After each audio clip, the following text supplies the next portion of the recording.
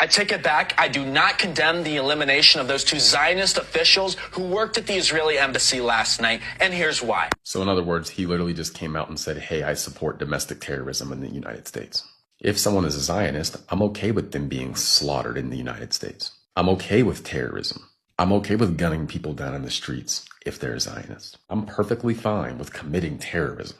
In fact, I support it. Here's part of him trying to justify this. See last night, and here's why. Israel has live streamed a genocide to the entire world for the last 2 years. And I could talk to you for days about all the crimes, all the atrocities I reported on. And when I'm finished, you would still not know 1% of the Palestinian suffering. And you cannot expect to do such a thing in this world without the people standing up to fight to stop you in any way they can, to resist against you. It's funny how they try to redefine terrorism with resistance. It's terrorism. And it is astounding to me if anyone believes this forced fake outrage. Like, come on, bro. He literally spends almost 8 minutes trying to justify his support for terrorism. For one, there is no genocide happening in Gaza. Losing a war you chose to start is not a genocide. Losing civilians as a result of you starting a war by invading another country and then choosing to hide behind your unarmed civilians, right? Hide from the military you just attacked behind your unarmed civilians is not a genocide.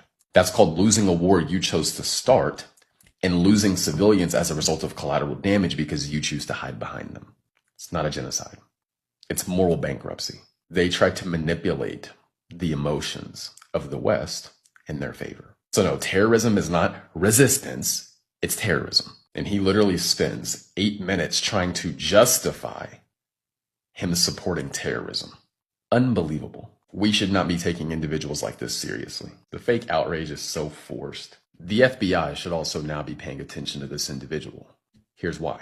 And while my point was that this attack will be used for a crackdown on the movement in the coming days, they're right. We must meet with escalation and stronger resistance. I hope my retracted condemnation does not allow our escalation and stronger resistance? This movement just gunned down 2 people in cold blood, murdered them in Washington, D.C., committed terrorism, and they're calling it resistance. And now he's saying more resistance and escalate further? Yeah, FBI, holler at this guy.